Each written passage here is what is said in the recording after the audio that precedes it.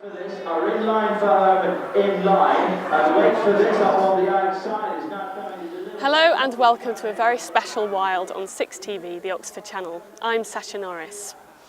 Now, one Saturday last April, we began filming a documentary about young, local amateur jockey Ben King. Events took a horrific turn when the following Monday, Ben's dad, Andy, phoned me to say that Ben was in intensive care and unconscious following a racing accident. We are very privileged that the family have remained in contact and become friends over the ensuing months. This is their story.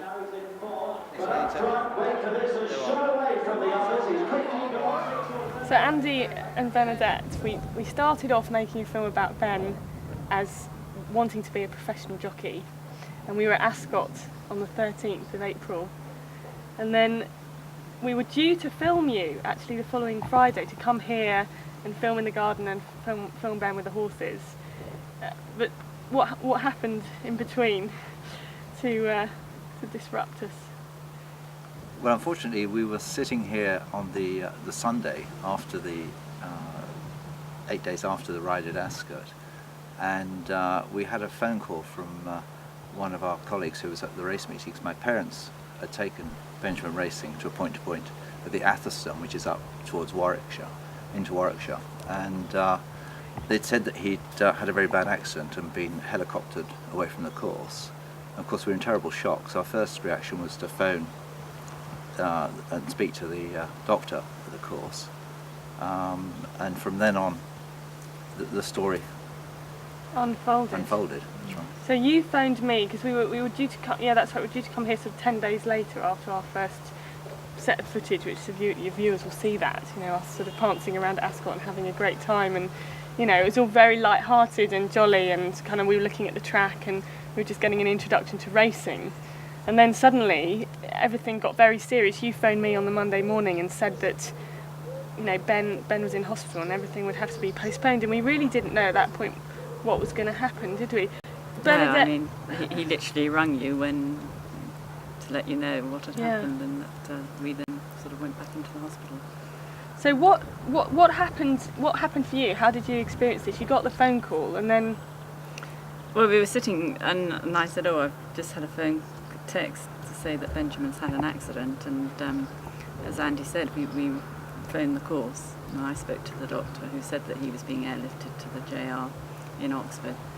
So we literally got in the car and went straight down, and we actually arrived before Benjamin helicoptered in. And did you at that point know what was wrong? No, I mean, we were just waiting for him to come through, and he was taken straight through to the trauma unit or emergency unit or whatever, and we had to wait for a doctor to come and speak to us. Andy did see him. We got there, and I suppose the helicopter took about 20 minutes or so to arrive, didn't it? Yes. At least. We were well ahead of the helicopter, and I heard it arrive and rushed down to see it land, and saw him stretchered in and taken into an ambulance, and then they taken from ambulance back up into the emergency unit. Did you have any idea what was wrong with him at that point, or what? No. Well, we'd been told that a horse had trodden on his face, basically. So I immediately had this reaction of him being totally disfigured, not even thinking about the brain damage, which might have happened. So who told you that? This was the person who'd spoken to us on the telephone, the colleague who'd described the accident. In the first instance? In the first instance, where he'd obviously been kicked along by 4 or 5 horses that were following him. I mean, that must and have the damage was obviously, it was a horrific thought. And I suppose I was quite relieved when I saw him come off the helicopter. I didn't actually get that close to see that he actually looked largely intact. I mean, there was just obviously a black eye. And that was you would have seen that. Yes. Because when I saw him, which was several days later in intensive care, I mean, he did look, you know, his face was fine. I mean, he was a bit swollen, wasn't he? And it bruised. was bruised, and he'd obviously cut his face a little bit, but nothing that's going to cause long-term damage. But he looked like Benjamin, didn't he? Yes. I mean, when the doctor came, he said that what they were concerned about really was the head injury, and that they hadn't looked for any broken bones or anything like that at that point. They were just sorting out what the conscious state was, and then said that he got the swelling on the pons area, which in a way was good, because they said it wouldn't cause any, his brain was not damaged, it was the brain stem, which is the functions box. But we were in shock, we didn't know what was happening really, I don't think. You just go through the motion of waiting, Yes, I think waiting to be told. First 24 hours, you really don't know what's going on at all. It hasn't registered. And I suppose you take every bit of news as it comes. You don't actually fully understand what they're saying. And I think you just feel slightly relieved when they say, well, actually, his higher senses were not going to be affected, so you thought that was good. And you start from sort of the depths of despair, and every little bit of news on top of that was fortunately quite good for a while. Right. Certainly early on, in that they said yes, he damaged his brain stem, but it was a small amount of damage, small amount of bruising, that he was young and fit, and all those things were said very early on to sort of help us through it. So certainly the first 24 hours were difficult, but probably not as bad as the Tuesday when they were going to bring him round, which is when we were really going to find out how bad he was. Because So up until this point, you hadn't been able to talk to him. He was unconscious. No, he hadn't regained consciousness at all. He was lying in intensive care at the Yes. John Radcliffe. Yes. And I remember, you were saying that it sort of, things seemed to be okay. He was in a stable condition and it looked fairly promising. But then you had a setback, didn't you? yes, that's right. Well, they took him off the ventilator and he couldn't cope with that. So this was couldn't the breathe. Thing that was helping him breathe. Yes. Yes, the Tuesday was the day of sort of, it was the worst day to go into hospital, because we both really were worried that when he came round as to how he'd be, whether he'd be able to move his limbs, whether he'd be able to even wake up. So this was when they... This is when they first brought him round on the Tuesday, and he came round and was remarkably good in the first instance, and we were obviously elated at that point. And then very shortly after What that... do you mean good? What was good? Well, he regained consciousness, he actually spoke. Yeah. He was following direction, he was following orders from the Yeah. nurses and the doctors. So sort of squeezed my hand and... Yes, move yes, your foot and we could see that he could move And some he of could- his And he- limbs. here. Because they didn't know what damage was caused by the bruising on the brainstem. And yes, he could hear and he could see. But then they said he would sleep, but he obviously couldn't regain consciousness properly, because then they had to put him back on the ventilator again. Right. And he was on the ventilator for a few days after that. And what was that like? Because I remember you saying that was very traumatic. That sort of... Well, you watch the monitors and you just think, gosh, can he, is he able to keep them going properly himself? Will he be able to breathe on his own? And we didn't know if he was going to actually be able to regain consciousness for long periods of time. And they tried to bring him round again, but then I think they had to put him back on the ventilator. Yes, that's right. And then they took him off at the end of the week, and he was transferred down to the Radcliffe Infirmary. But unfortunately, they then had to put him on the ventilator again and do a tracheotomy the next day, because he had got a chest infection, so his chest was completely clogged up. So this is where they make a little hole in the breathing tube so that he can breathe. And they could actually clear his chest, because he wasn't able to clear his chest at all. Now, meanwhile, you're sort of trying to, you've got 2 other children, and you're sort of trying to organise them and take them to school and make sure that things are going, and you're not sleeping, are you? No. No. Not, you're just sort of existing, I think. You just exist, you do what you have to do, and just... I found it easier to be at the hospital, actually, and just sit with him. But there were definite times when you had... Oh yes, I mean, had to leave, took weren't there? Sam to a dental appointment because it was just literally down the road in Marston, and he goes to school nearby, so I just picked him up and took him and then popped him back. And there were visiting times and times when you had to... Not while he was in intensive Okay. care so much. When he was in the Radcliffe Infirmary, there were. Yeah. Between 1 and 3, you have to leave. Which was almost, I think, you were saying at the time, it was almost kind of, otherwise you just never leave. Yes. So in a way it was quite a relief. Quite good. As long as you knew what was happening at that point. Because up until then, you just didn't ever want to go home, and when you were at home, you weren't resting. And I mean, how much sleep did you get in that first week, do you think? I tried to sleep. It was very broken sleep. I mean, I was up at sort of 3 o'clock in the morning, filling the washing machine and doing stupid things like that. But I mean, it was existing on as little sleep as one could, really. Andy was being, I mean, at the time I remember Andy trying to be logical. Oh, he was, yes. I mean, yeah, very sort of, What was it like for you, Andy? What was it like? I'm good. How did you cope? Because, I mean, I remember, you kind of went into mother mode, and you were absolutely, I remember you saying to me at the time, I feel like I've got a little boy again, a little baby boy. And he was there and he looked. That was when he gained consciousness. Right. Well, not so much when he was in intensive care. Yeah. The first few days. I mean, I was just desperate for him to be all right, really. And you didn't know, there was this huge uncertainty, wasn't there? Yes, there was, but I think alongside that we were very much in a survival mode because we've got 2 other children, and you can't just let everything sort of fall apart. Yeah. Because one of them's in hospital. It sounds awful thing to say, but you have to get on with life to some extent, and certainly after a week of going into the hospital every day for long hours, I said, well, we really must just have a think out what we're going to do for the following weeks. And we decided that I'd start going into work, into the office for certain hours of the day, that the children would be doing certain things, there's Jemima and Samuel, because the danger is you spend all your time worrying and spending time with one child.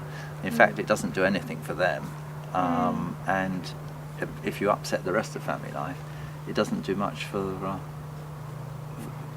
the whole family. No. And it was interesting to see how they reacted as well. They were actually remarkably brilliant. solid through the whole thing. The other 2, yes. Jemima and Samuel, yes. Jemima just kept studying away for exams and working, because she was doing her AS levels. So I think they were could have been trying a to bit of keep strong disruption. for us as well. I mean, they were trying to do But it. they were yes, particularly they were very good. Yes. Yes. But I think that was partly because we also made a strong case for sort of not letting the whole world fall apart. One person was in hospital, and you have to sort of keep going. It's not always easy, but certainly we did come to that point of view. It was easier after about the first week. I think the first week was horrendous, but after the first week, when we and knew the a little first more what 24 was hours, there's a sort of disbelief that it's happened almost, and then it really sunk in, didn't it, on the Tuesday, I think. Yes.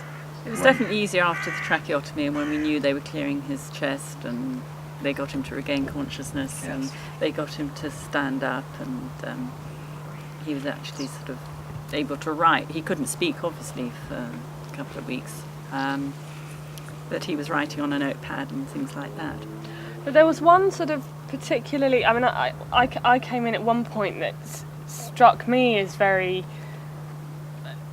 frustrating and very shocking, that I came in and he sat up in bed and he wrote on a piece of paper, "Have you come for the big interview?"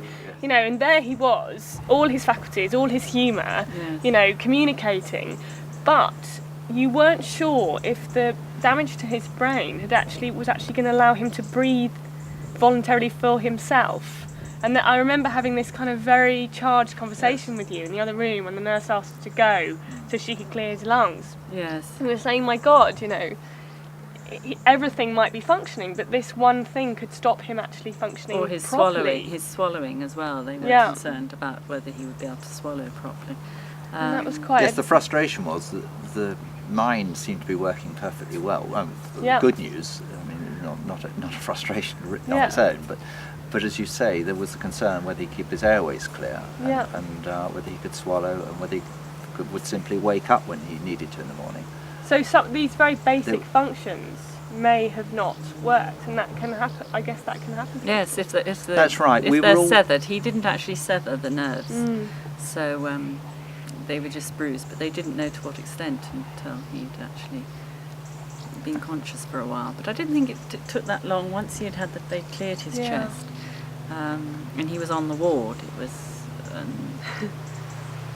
I mean, okay, he had some help with oxygen through the tracheotomy, but he was able to breathe on his own eventually. Yeah. That was But fantastic. We were always slightly, not pessimistic, but we didn't get over optimistic, having had the first. No, we didn't want to be kicked Downer. in the stomach again, basically. Having thought he was going to be 48 hours, we thought he was going to come round and be not perfectly okay, but was not going to go back onto the ventilator. Unfortunately, he did. So that was a sharp reminder to us to say, you know, this thing's going to take a while. And in fact, it probably, after 1 week, proceeded faster than we really expected. Yes. So and that was always good news, wasn't it? Yeah. And the doctors always tell you exactly what the prognosis might be good or bad. You don't hold anything back. So you tend to sort of... And they fell into almost two schools of thought. It's not that they totally disagreed, but some would be very negative about certain aspects, and then somebody else would say, I wouldn't be surprised to see him in 4 weeks' time walking through Summertown. It could go as far apart as that in terms of the prognosis. But they were always very fair and said, we just don't know because of the sort of damage that he's done. He's in a very sensitive part of the brain. It's the sort of control box, I think he described it as. And then we were never quite sure, and they were never quite sure what that was going to mean to him in later on in life. So that must have been very confusing for you and very, up and down. Yeah. So, this is a bit you don't want me to talk about. Will he ride again? Well, hold your horses.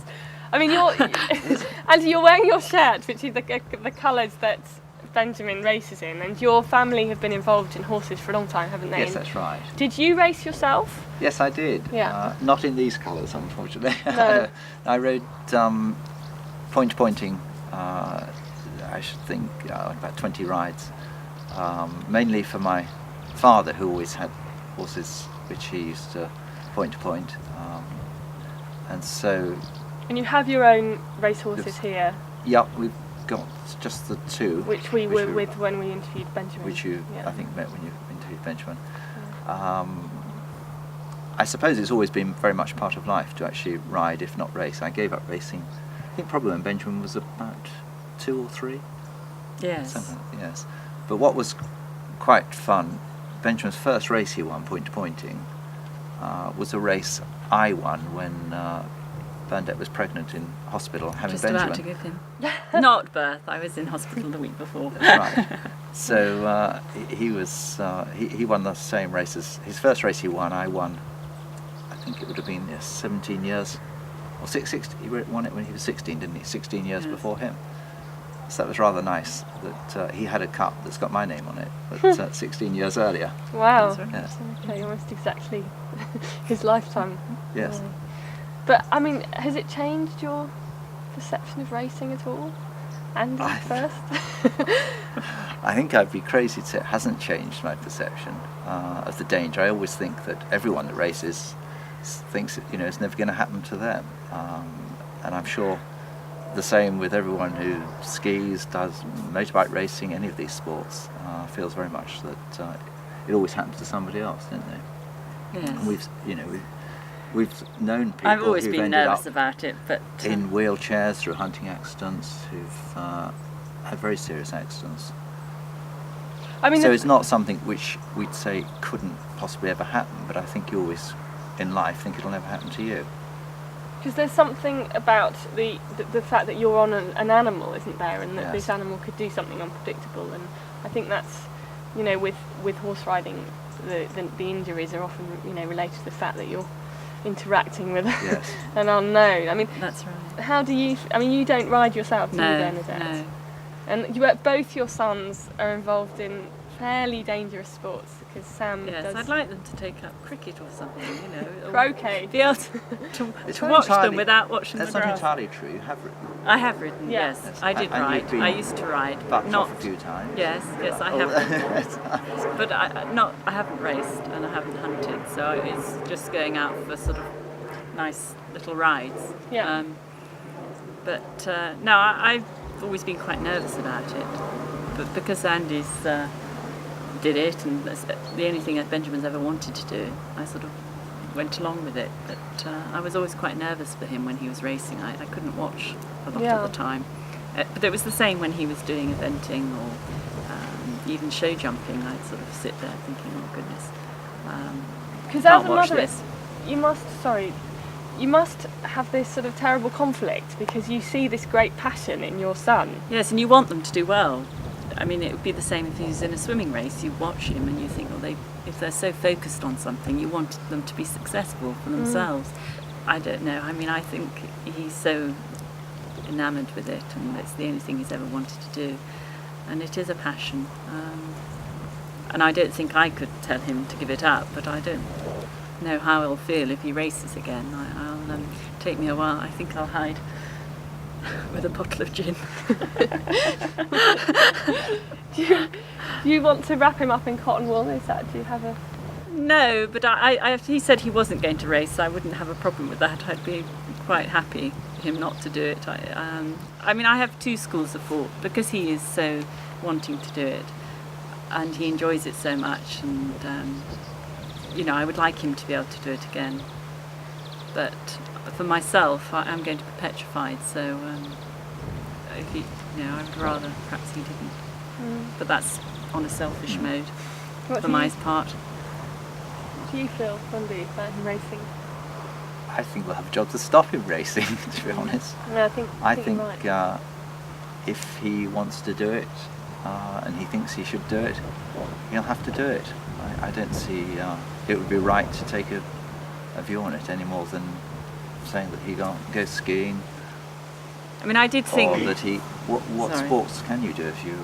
I thought if he'd had you a bad stop it. car accident, would I feel, would I let him out in a car again? Well, of course you would, I mean, I should think it was a freak accident. The chances of that happening again, I think, would be very slight.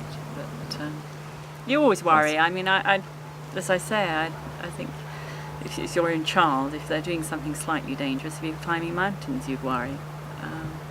And it's even natural. though, I mean, there was a point where you just didn't know whether he was going to be healthy, whether he was going to live. No, that's right. right. And you still sort of, I mean, you said at the time that it made you completely sort of reevaluate. Oh, it changes your views on life completely, I think. Do you think that stayed with you? I thought I'd never shout at my children again, but I think it's short-lived. It almost seems a different time now. I mean, I do feel I would like to feel I'm a little more laid back, but because he's made such a fantastic recovery and he's Benjamin as he always was, it seems a different time. Almost. It's almost like a sort of moment. Yes, it's almost out of your sequence, life. Out of place. Perhaps it's good that we've bounced back and we're sort of back to normal. Perhaps that's how we live. Whether he starts racing again, and I feel like that, I don't know. I think it would be very difficult. It would be very difficult for you when he starts racing again. Yes, I think because you always were quite concerned. I was always uncertain would races. hardly watch. But you're always very happy watching the videos, aren't you? Yes, but then you know what's going to happen. You know everything's all right. You say that you still shout at the children, but is there anything that you think has sort of significantly changed, or is there any way in which? I think it just makes you think, well, nothing really matters as long as you've got your health and yes, that's right. Everyone's okay. It's the main thing. Makes a happy family. But the worst problem is he doesn't ride. I'll have to start riding again, and that would be terrible, wouldn't it? Why would you have to start riding again? What would we do with these race horses? Perhaps I'd prefer you to do it than right. Benjamin. I'll do it. There would be a logical stage at which I should do it, and the definitely children come are no longer dependent. No, I don't think you could ever do that again. No, I didn't think so.